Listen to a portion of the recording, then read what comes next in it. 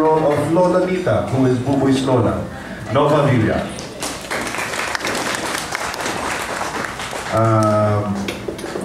I like the way this is said. It says, showbiz luminary and multi-awarded director. Brought life to the character Nano, the sage of Elementario. By the way, the Nano, our character is here. There, Nano, say hi. Yeah, okay.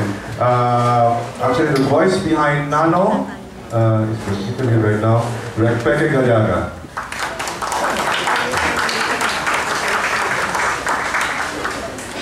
Next in our voice cast, ABS-CBN child star, former mainstay Boy Bulilit, appeared in various ABS-CBN TV shows, including the hit telenovela Hiram. She plays the teenage manananggal Ana ng girl, Katrina Hopiale Gaspi. Also here with us today is 2006 MMFF Best Child Actor, recently seen in the series Lobo. Can be regularly watched in the comedy show Boy Bulilit, voiced Dio's lead character, Buboy! Mash Aguas.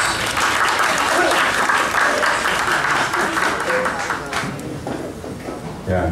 You know what? I think since you're all here, can we ask you first to do a line from each of your characters? Huh? Can we do that? Mr. Pochuelo, we'll start from you. Sir, can you give us a line from the movie, please? Make sure it's you. Alright.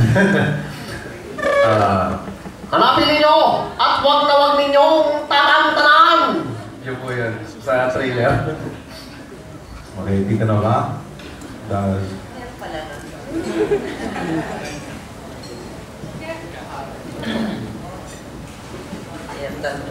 Kailangan pakulutin ko pa yung boses ko. Ay, Boboy.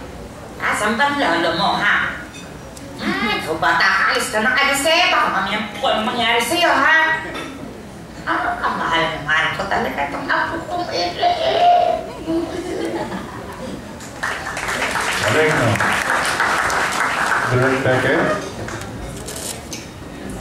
Basta't malinis ang iyong hangarin at may tiwala ka sa iyong sarili, hindi ka mag-iisa anuman ang iyong gagawin. Okay. Huwag kayong matakot. Hindi ko kayo kakainin, no? Vegetarian kaya ako, no? And Nash? Diyan ka lang. Huwag kang nalapit. Huwag mo kong kakainin. Huwag mo kong kakainin! Galing, no? Diyan pa lang yan. Hindi pa ma-active sa studio yung mga yan. Okay, now, my program says it is now time for the open forum. So, friends from press and media, if you have any questions for our cast and our writers, the mic can now be yours.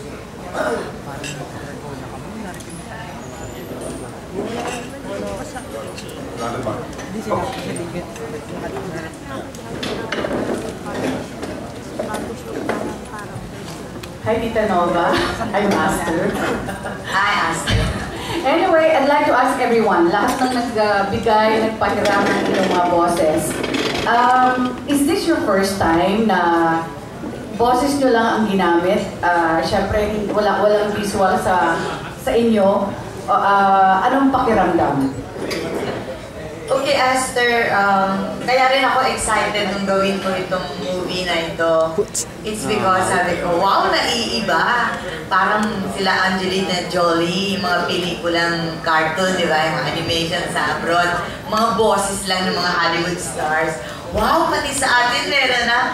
Ako, tuwan-tuwa naman ako at ako'y napasama. So, hindi po naging mahirap for me na tanggapin ang movie na ito. Akala ko ano una, TV.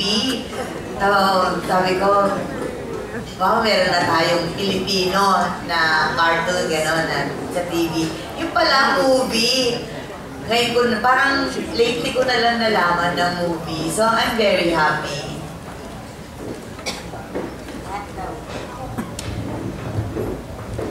Ano po, yung first time ko po ito, kaya po masaya po ako.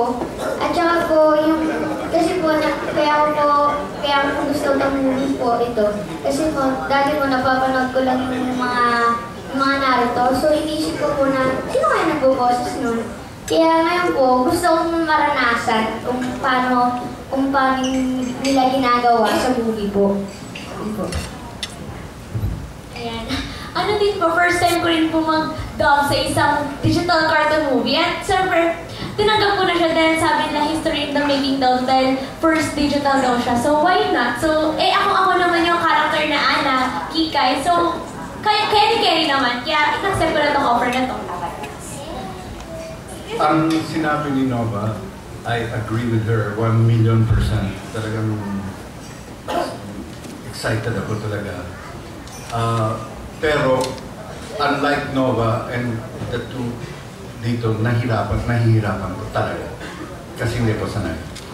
So, it was really hard and thank God I had good directors.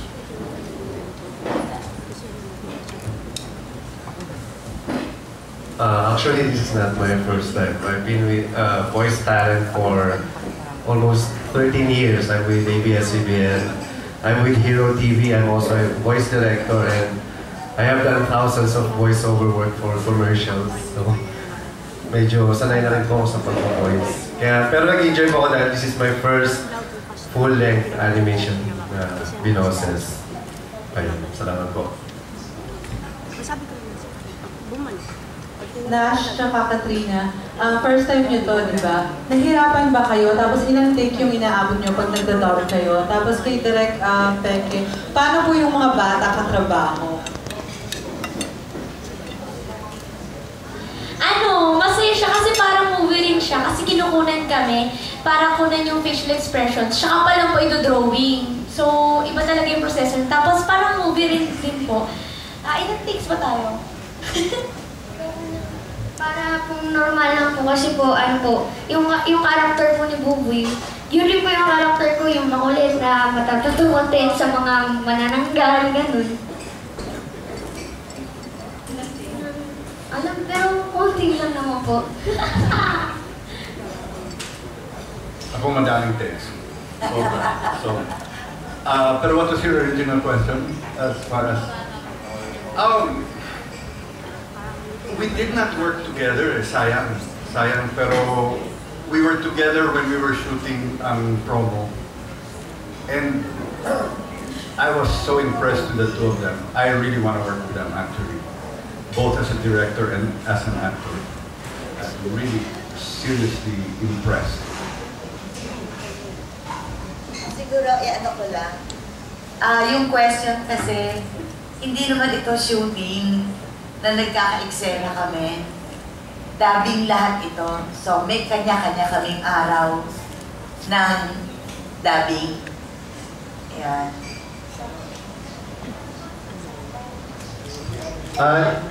I just want to correct po.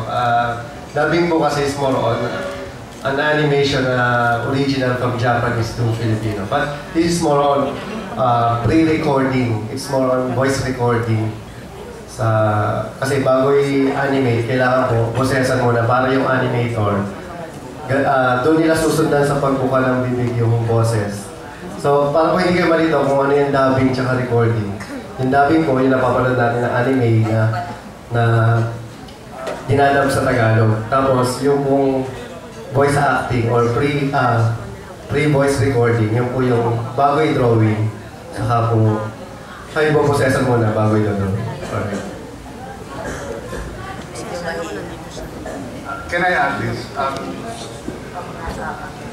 Kasi when you're acting, I do stage work. When you're acting, dala na rin dyan yung mata mo, tsaka yung hands mo, tsaka yung attitude mo. So if you say, umalis ka dito, pwede mo, umalis ka dito!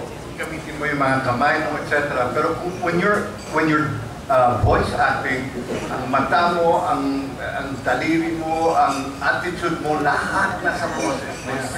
So, it's really very demanding. The voice has to do everything. And so, I'm really impressed by what we do. Can I just add, because I have the honor of supervising some of the dubbing sessions of Direk Peke and the two kids. It's not a matter of how many takes, but rather, it was a matter of several versions. As explained earlier po, nauna kasi yung voice recording kaysa dun sa mismong pag-a-animate, sa mismong pag-drawing. So minsan, a matter of intonation, naiiba yung nuance nung sinasabi nung character. Kaya ngayon kami, we had the option na, ayun nga, pwede pala ganun ang tono. So pag din-drawing, mag-iiba rin ng, mag-iibang expression nung character na i-drawing. So we had that much material on our hands actually. So it was not much as sabi ni Direk Peke, nahirapan siya simply because actually fault namin mga writers kasi ang hahaba ng lines ni Mang Nano because he's supposed to be the wisest sage in Elementalia. So syempre mga words of wisdom, di ba? But just the same, a matter of delivery, yung nuance nung sinasabi, di ba? Nag-iiba, nagkakaroon. So kami naman, mas mahabang oras ang ginugol namin sa pag-i-edit ng recorded voices rather than yung mismong session ng voice recording. Kasi we had several options of how to go about telling the story and progressing the yung progression ng characterization ng bawat character sa pelikula. And to add to that lang, we had a lot of ad-libs from our stars then, especially yung tatlong mga manananggal na makukulit, yung kulitan nila. So maraming ad-libs sila na some of them were retained in the movie and siguro some of them will be in the outtakes sa DVD version. So abangan po natin yan. Thank you. More question?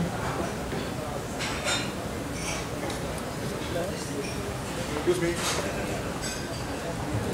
Yes, good afternoon.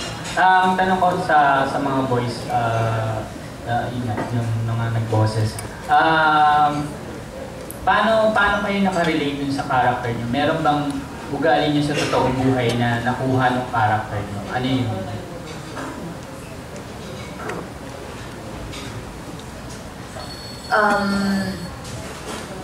Yung character ko dito is supposed to be parang 75 years old woman na mataba, na medyo poor, pero masayahin siya, mahal na mahal niya yung apo niya, ganon, asawa niya, lolo din, matanda rin yung asawa niya. So, binagay ko yung boses. Ninamnam kong mabuti yung edad na 75 na isang mataba at ano yung talagang role niya doon.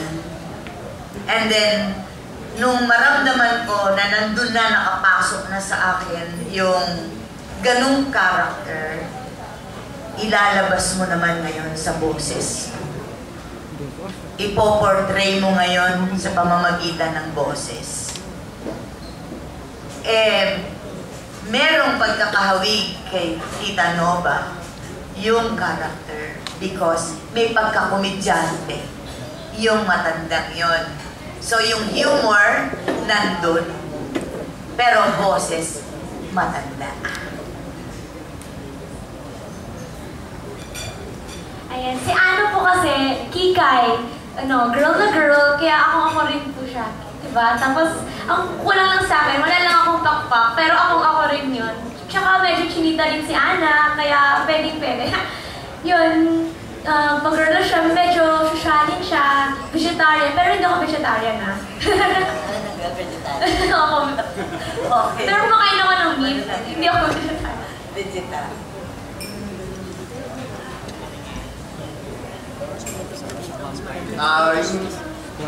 Yung ginawa ko, ginamit ko ng tatlong text. Yung isa is si Yoda ng Star Wars. Number 2 was Pilosopong Tasyo ng Noli. And number 3 was si Jun Urbano ng Magic Temple. So talagang yun ang inambisyon ko.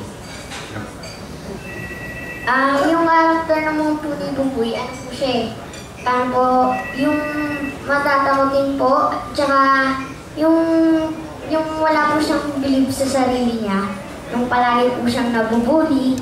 Tapos po, yung ano po, nung binubuli po siya palagi. So, yung ano naman po, yung parehas sa akin. Ano po, kasi po si Buboy makulit, ako po makulit.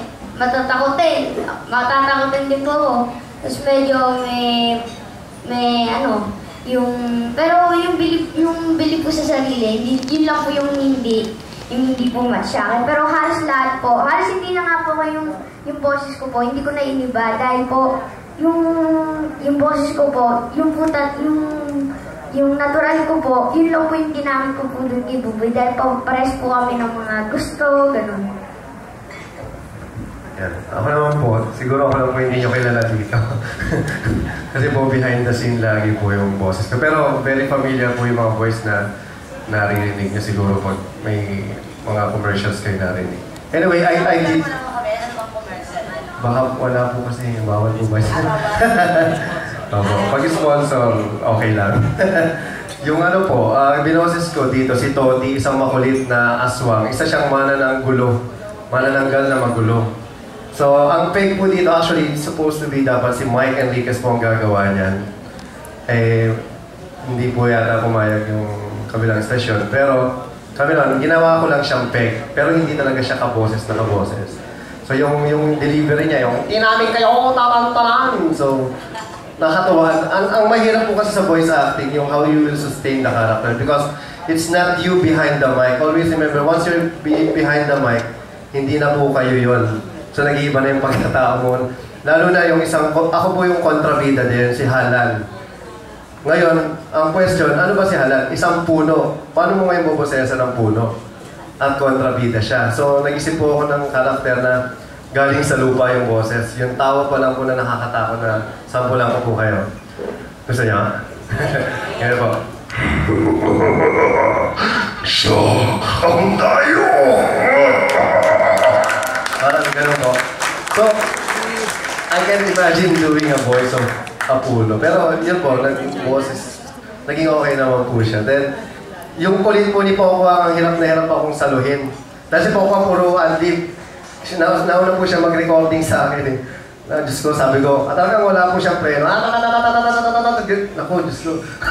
Coding ka ba? Ganun. So, kailangan ko po saluhin bawat line na sinasabi niya. So kung hindi po kayo talaga sanay sa voice acting, magkaiba po talaga ang mundo ng artista sa aming mga voice talent. Kaya minsan po, mahirap po talaga maging voice talent. Dahil everything is just an imagination. Pure imagination. So, pag bumana si Poco wala sa script, patay. Anong sasabihin ko? Kailangan po dire-diretso. Salo ng mga lines. Ano ba ginagawa mo dyan? Dito kayo, kaliwag. Talagang ako po nakikinig na lang dun sa boses niya at kailangan sumalo ko sa bawat line niya. So, and it's fun working with someone na hindi mo rin kasama. Kasi boses lang, susundan mo yun. Kasi maganda po siguro kung magkabatuhan kami. Pero ang nangyari po, individual po kaming nagre-recording. Ang mahirap po kasi pag nagsabay, marami pong mga takes. Tsaka yung nag-o-overlap, mahirap pong i-edit kasi yun. Kasi nag-o-overlap po yung voice. Pag nag-overlap na po yung voice, isa lang ang recording, mahirap na pong tanggalin yung isa. Ganun po. Okay, thank you. Kung siya po si Halan, yung leader ng mga kontrabida, nag-voice din po ako yung isa akong sumbongero ng ni Halan. Ako nagsumbong sa kanya na nasa Elementalya si Dayo. So, napilit ko yung producer na mag-voice talent din ako. Salamat. Kung sa eksena na, abangan niyo po yun. Sa eksena na, pero markado. Markado. Joke. Yeah, thanks. Hindi, makulit po talaga. Abangan niyo yung kulitan ni Pocholo and ni Pokwang. Sila yung madalas magkulitan sa movie. So, sobrang highlight ng comedy yun. So, makulit talaga sila. Thank you. I'd like to ask Sina Nash and Katrina, ano yung nagbago sa pananaw niyo sa anime na ngayon na nakagawa niyo or cartoon? Nag-iba ba yung tingin niyo? Na-appreciate niyo ba lalo yung mga cartoon? Parang sobrang ang hirap po pala gawin ng isang animation. Parang kala ko ang dali-dali lang, drawing lang. Yung pala talagang pinapunta siya na isang mahabang proseso bago magkaroon ng magandang animation. Tapos, Nash. Ganun din po, kasi po nung pumunta po kami din sa mga nagdo-drawing, ano po, yung isa po palang galaw na ganyan, yung isang ganyan lang, ang dami po palang drawings pag dinawin yung isang buboy na nakaganyan, ito-drawing nyo ulit, pero konti lang yung difference na nakaganyan. So, kung yung buong movie na idodrawing mo, siguro ang hirap-hirap. Kung mahirap na po yung movie, paano po ba kaya yung, yung mga sa TV na cartoons na ang haba? Minsan yung continuation, minsan, ay, walang banggil si Ana, kailangan ulitin ulit yung mga gano'n. Tapos, dapat smooth yung movement, kaya sobrang hirap talaga gumawa na animation. Ngayon ko lang mo na-realize na gano'n pa talagang kahirap ang gumawa na isang animated film. What made you accept this project? And does this mean that you'll be having more based in projects in the future? Hindi ko alam, pero why did I accept it? Because it was a wonderful offer. What a wonderful thing. Pero yun nga yung parang, you want me to voice it? Okay, sure, wow, exciting, something new. Pag nandun ka na, oh God, anong gagawin ko? You know, I mean, you have to be serious. All of a sudden, these people know what they're doing, professional sila. Sa akin, parang, parang I have some adventure to do, but all of a sudden, nandyan ka, and then all of a sudden, wow, I mean, I just heard history, my God, these are mga genius ito. And will I have mainstream projects? I don't know. I have no idea.